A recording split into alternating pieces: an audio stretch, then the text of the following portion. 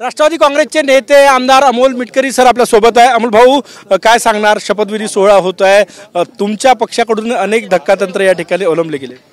शेवटच्या क्षणी जी काही माहिती मिळते आहे, अपेक्षेप्रमाणे अनेक नवीन चेहरे आहेत, अनेकांचा अनुभव दांडगा असून अनेक विधानसभेत अनेक वेळा निवडून आलेल्यांना पण संधी आहे, त्याच्यामुळे हे धक्कातंत्रही म्हणता येईल। आणि आता मी आमचे म्हणजे राष्ट्रीय अध्यक्ष अजितदादांचं भाषण ऐकलं की अशा काही चेंजेस करावेच लागतील, त्यामुळं जुन्या लोकांना आम्ही नवीन मिस करणार, पण नवीन लोकांपासून सुद्धा आमच्यासारखे काही नवीन मुलं शिकतील। काय डोळ्यासमोर ठेवून अशी आखणी केलेली आहे, काय सांगणार? राष्ट्रवादी काँग्रेस पक्षाने ज्या पद्धतीने परफॉर्मन्स दिला, 41 जागा लोकसभेच्या पानिपत नंतर समजा आमचं पानिपतच झालं असं म्हणू, इतक्या चांगल्या पद्धतीने आम्ही कमबॅक केलं। आता स्थानिक स्वराज्य संस्थेमध्ये एक चांगला परफॉर्मन्स देऊन आमच्या राष्ट्रीय पक्षाची मान्यता मिळवण्याकरता आमचा प्रचंड मेहनतीचा काळ आता सुरू झाला आहे, त्याच्यामुळे ह्या सगळ्या गोष्टी त्याला अनुसरूनच केल्या गेल्यात असं मला वाटतं। एकूणच महायुतीचा हा शपथविधी सोहळा सर्व अजितदादा या ठिकाणी म्हटले की पक्ष संघटनेत सरकारमध्ये योगदान द्यावं असं म्हटले अजितदादा। नाही, अगदी पक्ष संघटनेच्या संदर्भात मागच्या काळामध्ये ज्यांना काही पदं होती त्यातले काही अपवाद वगळता कोणीही ग्रास ग्राउंडला काम केलं नाही असा खंत आदरणीय प्रफुल्ल पटेल साहेबांनी व्यक्त करून दाखवली, ती रास्त आहे।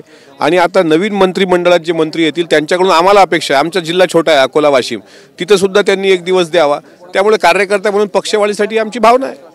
पूर्व विदर्भातून आदिवासी चेहरा असलेले धर्मराव बाबा आत्राम यांनाही संधी मिळालेली नाही, काय? नाही, विदर्भातून प्रत्येकाला वाटतं शेवटी जागा मर्यादित आहेत, त्यामध्ये पक्षाची सुद्धा अनेक ताळेवरची कसरत होते, पण दादांनी 48 वर्षाचा फॉर्म्युला सांगितला, कदाचित पुढच्या 40 वर्षात बाबा असतील।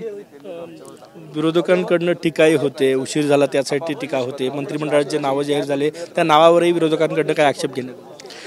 विरोधकांना तेवढं काम करायला पाहिजे। मला असं वाटतं विरोधक हा आपला स्तुतीपाठक असतो, तेव्हा त्यांचं मन असं खालीवर होत असेल। हा आता राजभवनातला सोहळा पाहून की महाविकास आघाडीचं जे होणारं सरकार स्थापन होणार होतं ते आज कुठं दिसत नाही, त्याच्यामुळे त्यांच्या मनाची ती खंत आहे त्यांना होऊ द्या ना जरा व्यक्त। तुम्ही आमदार म्हणून तुम्हाला अपेक्षा होती फोन येईल म्हणून, तो फोन अजिबात नाही, अजिबात नाही। मी विधान परिषदेचा आमदार आहे, पंकजाताई मुंडे यांचा अपवाद वगळता विधान परिषदेमधून कोणाला संधी आहे असं दिसत नाही, आणि मी फार नौका खेळाडू आहे, अजून 20-25 वर्ष काम करेल, पक्षाला माझ्या वाटलं हा त्या पद्धतीचा आहे तर देईल पक्ष संधी। एकूणच महायुतीच्या 39 जण शपथ घेणार आहे, काय वाटतं तुम्हाला राष्ट्रवादीचे प्रवक्ते? एक स्थिर सरकार महाराष्ट्राला भेटतं याचा आनंद आहे, आणि यामुळं आमच्यासारख्याच्या भावना आणखी पक्षाप्रती समर्पित भावनेनं काम करण्यासंदर्भात आज वाढल्यात, आम्हाला काम करण्याची आज इच्छा व्यक्त होते।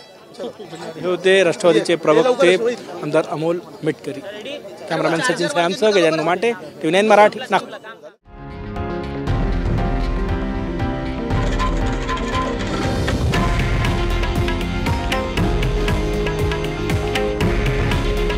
हे आहे देशातील नंबर 1 न्यूज नेटवर्क आणि आपण पाहत आहात TV9 मराठी।